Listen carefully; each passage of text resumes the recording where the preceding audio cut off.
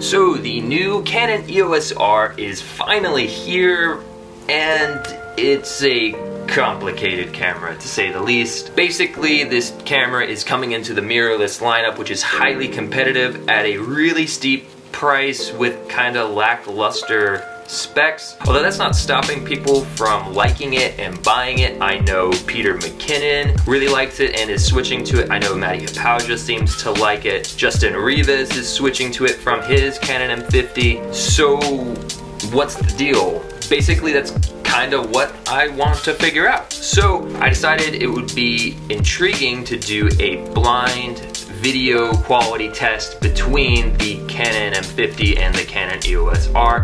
Honestly, I'm really curious to see how the M50 holds up to the EOS R. Now obviously there are differences. The EOS R is full frame, the Canon M50 has a crop sensor. Also the EOS R has Canon log, although it's only in full manual mode, which is another weird thing, but it does have it, so there is that. But are those things really worth the $1,000+ to get it when the EOS M50 does roughly the same things? I really want to know in an unbiased situation which one looks better. Does the M50 look better? Does the EOS R look better? Or is the difference negligible? I think that would be the most interesting outcome, but we will see. But real quickly, let me just explain how this is going to work. There will be 5 video tests between the M50 and the Canon EOS R. It will be 1080p at 24 frames per second, 1080p at 60 frames per second, 720p at 120 frames per second, 4K at 24 frames per second, and